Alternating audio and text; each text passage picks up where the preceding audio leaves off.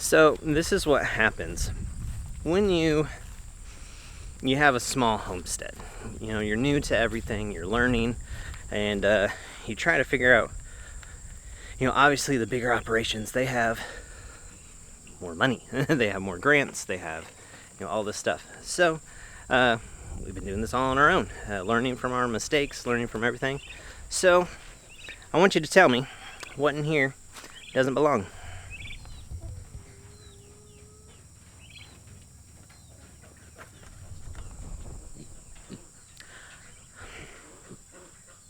I don't know how she got in here. We've got the 14-foot gate over there. Everything else is electrified. We've got 7 strands of poly wire on the one side, and I don't know how she got in.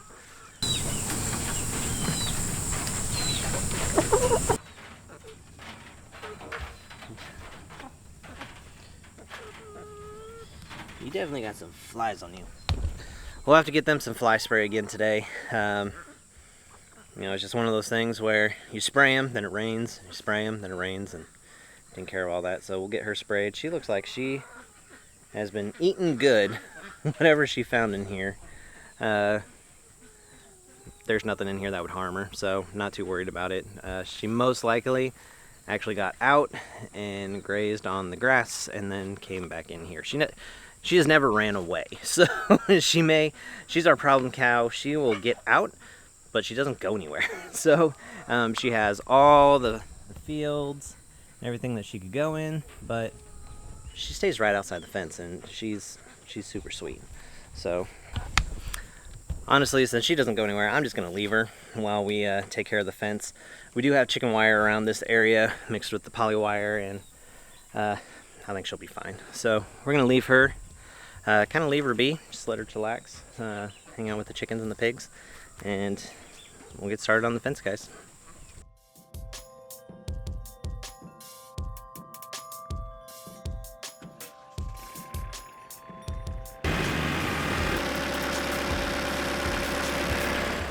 Daisy has no idea what to think about this tractor. Yeah, I'm gonna do a circle to go do a circle, so we are passing those plants. Yeah, but what are we riding on? That thing. That thing. What's it called? Boat. I have a boaters and then a Leo and a tractor. Tractor. Yeah. We're gonna go.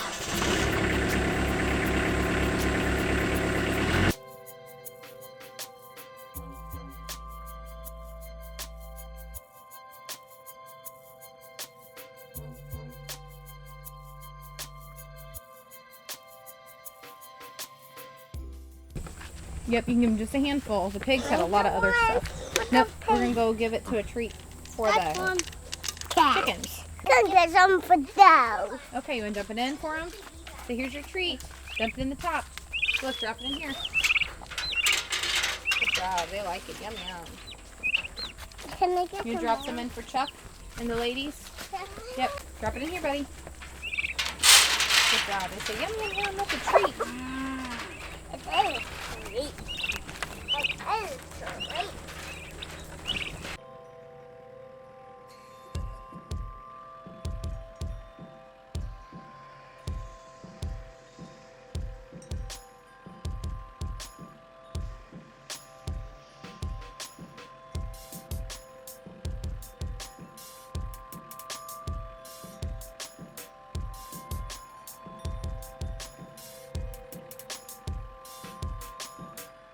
So after pounding in just a couple, I want to let you know what we're kind of doing. See how off we were?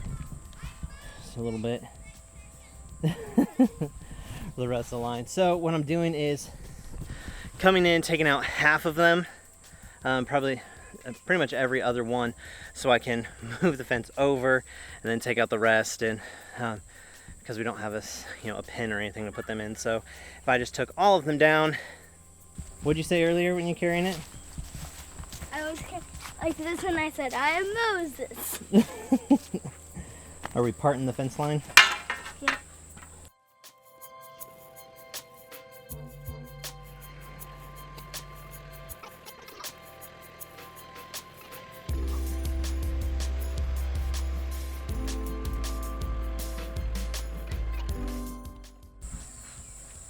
So story time. So the reason that we're doing all of this is because when we first got Daisy, she was our OG cow, we had no idea what we were doing. We had basically where the tractor is, back just a little ways, basically where those trees are, the little trees are over there, and we had that little pen. So we had just a little area for her. And so gradually, as we got Cookie, and you know, she was there for winter, so it wasn't that big of a deal. So she was eating hay, so she really didn't have, you know, much grass or anything to get. So we ended up expanding it over, and expanding it over more, and then expanding it back, and then expanding it over here. Well, the original T-posts were not set straight because we used polywire instead of high tensile wire or smooth wire, barbed wire, anything like that. So it didn't really matter if it was straight or not, because we just threw them up real quick, because I was literally tapping in T-posts the night before we got her, and that's the rest of it. So we have all this now, and now I've got to straighten them up because we have the proper fencing going in, because of our little escape artist that you saw this morning. So that's why. But she's super curious about what you're doing now, that's for sure. Oh, she does not know how to feel about this tractor. No idea.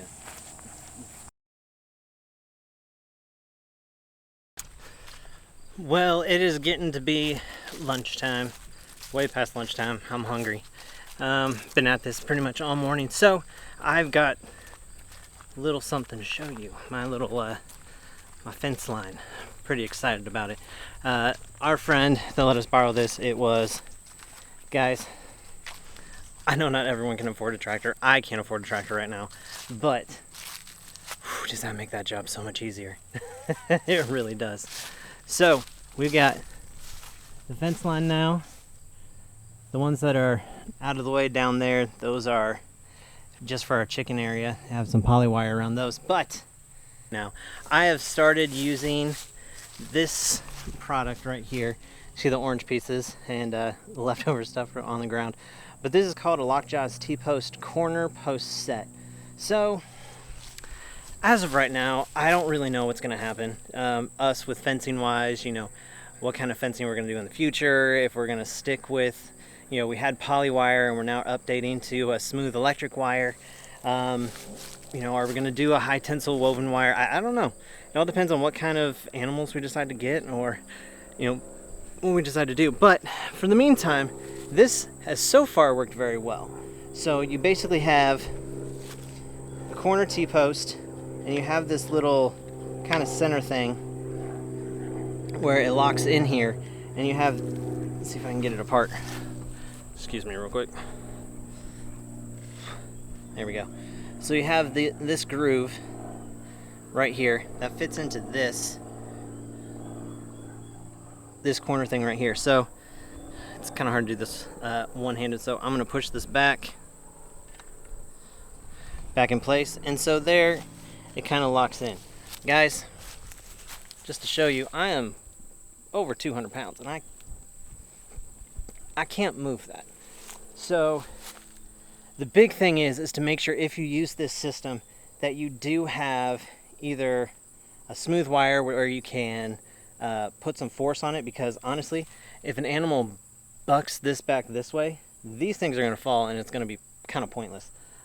Just to kind of demonstrate, you know, see those coming off if I pull back.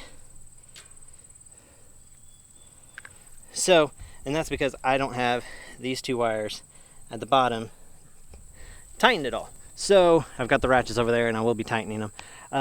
But these things are pretty awesome, not gonna lie. For someone who, you know, I've never driven in an actual corner post, you know, with either telephone poles or the actual fencing post. That's a little intimidating to me. I don't have an auger or anything like this. This has been an awesome kind of solution for us.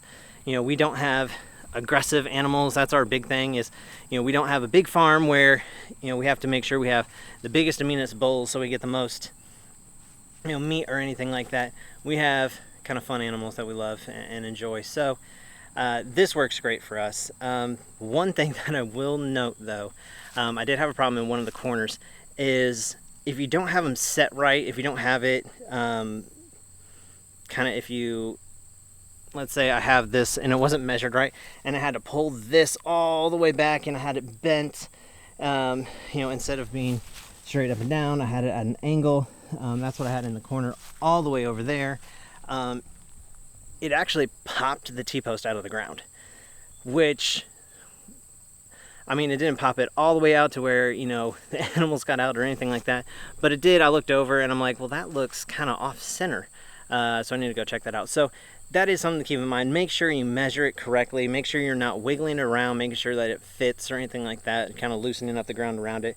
Drive it in once. I'd recommend getting longer T-posts for the corners.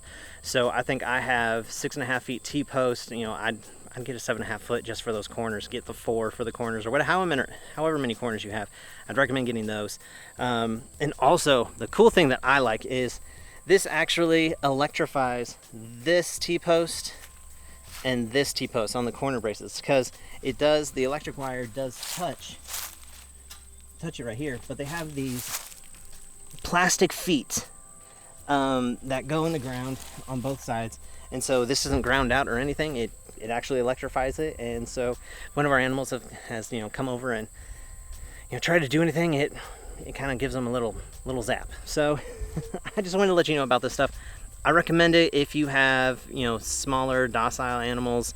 We have one Jersey, a mini cow. We have 2 Jerseys and a mini cow, and they're pretty, they're chill animals. So you've got to weigh the cost, whether it's going to be more beneficial for you to grab the wood posts and the wires and all the stuff that you need for that, plus an auger. I would not recommend taking those by hand. So find what fits you, but also what is going to keep your animal safe. I've got this fence line straightened out for us. I've got the other fence line straightened out for us. I fixed that corner brace, the one that I was talking about in the story. And guys, that's it for today. I'm tired. It's hot. It's a beautiful day outside. I'm gonna go enjoy some time with the family. So thanks for checking out our McGinnis Place, guys. Like and subscribe, guys. Help us out, please. All right. We'll see you next time, and to see whatever spontaneous field trip we end up going with next. See ya.